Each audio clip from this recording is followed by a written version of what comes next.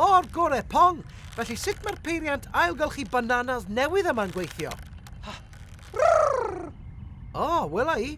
Ti'n rhoi'r crôn banana yn y blwch.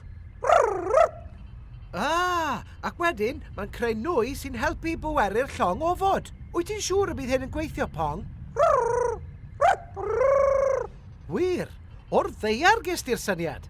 Edrych, Pong. Mae'n gweithio. Pwgl, os gen ti fwy o wybodaeth am ailgylchu gwastraff bwyd ar y ddeiar? Oes, Busta. Hoffech chi wylio ffilm amdano? Please, Pwgl. Mae gwastraff bwyd yn cael effaith fawr ar yr ymgylchedd, oherwydd bod y rhan fwyaf yn mynd i safleoedd tirlenwi, lle mae'n pydru a ryddhau methan a nwyon tŷ gwydr niweidiol. Y peth gorau y gallwn ei wneud gyda'n bwyd yw ei fwynhau. Ond mae peth gwastraff yn anochel, enghraifft croen banana, bagiau te a chrafion. Bellach, mae pob cyngor yng Nghymru yn casglu gwastraff bwyd ar gyfer ailgylchu. Ydych chi wedi meddwl sut mae'n cael ei ailgylchu? Dyma sut. Mae eich gwastraff bwyd yn mynd i danc caeedig lle nad oes unrhyw ocsigen. Yna, mae microorganebau yn dechrau torri'r gwastraff i lawr. Enw'r broses hon yw Dreulio Anaerobig. Gawn ni gyfarfod y microorganau yma?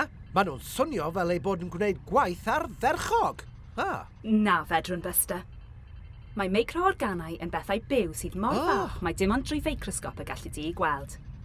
Mae nhw ym mhob man o'n cwmpas, ond maen nhw'n rhy fach i'w gweld. Hyd yn o'n llai na Pong? Llawer iawn llai. Bach iawn, felly. Wrth i'r gwastraff bwyd dorri lawr, mae'n creu gwrtaith sy'n gallu cael ei ddefnyddio gan y diwydiant ffermio. Pwgl, all y gwrtaith ffyr tileiddiwr yma helpu fy ffwr i dyfu? Does gan wrtaith ddim byd i wneud â ffwr, Busta. Math arbennig o brydd sydd yn dda iawn am helpu planhigion i dyfu yw e.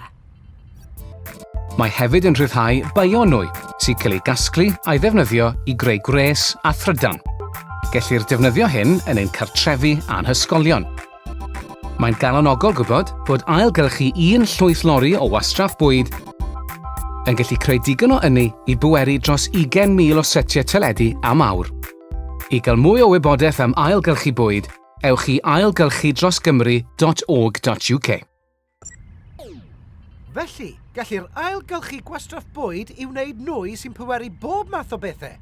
Yn union fel y banana sy'n pweru'r llong ofod Pong E1. Anhygoel! Ie, ti'n iawn. Ond mae llawer o wastraff bwyd nad yw'n cael ei ailgylchu ar y ddeiar o hyd. Mae cartref cyffredin ar y ddeiar yn creu gwerth 2 fin mawr o wastraff bwyd y flwyddyn. Pe cai hwn ei ailgylchu, byddai'n cynhyrchu digon o ynni i ferwi tegell 700 o weithiau. Dyna biti. Rydyn ni angen atgoffa pobl y ddeiar faint y gall ailgylchu helpu'r blaned. Lawr lwytha ffeil gwybodaeth, please, Pwgl. Wrth gwrs, Busta. Pam ailgylchu gwastraff bwyd? 1. Mae ailgylchu gwastraff bwyd yn creu ynni. Mae ailgylchu dim ond 35 bag te yn gallu cynhyrchu digon o ynni i bweru teledu am awr. 2. Mae ailgylchu gwastraff bwyd yn arbed adnoddau. Mae'n gwneud gwrtaith, felly mae llai o angen i dynnu deunyddiau o'r ddeiar. 3. Mae ailgylchu gwastraff bwyd yn golygu llai o lygredd. Os yw bwyd yn cael ei roi yn y bin sbwriel yn lle ei ailgylchu, mae'n rhyddhau nwy tŷ gwydr niweidiol o'r enw methan. Felly, mae ailgylchu yn 1. Creu ynni 2. Arbed adnoddau 3. Llai o lygredd 3, 2, 1. Ailgylchu! Iawn, Pwgl, mae angen darllediad bris. O'r gorau, Busta, trosglwyddydd yn barod. Yn galw pobl y ddeiar, galw pobl y ddeiar. Eich tasg yw mwynhau'r hyn sydd ar eich plat, ond peidiwch â gwastraffu beth sydd dros ben. Os yw'ch ardal chi'n casglu gwastraff bwyd, gallwch gael bin arbennig yn eich cartref os hoffech chi. Poblwch arwyr ailgylchu, mae'r ddeiar yn dibynnu arnoch chi. Dyma Captain Busta yn dweud, ffarwel!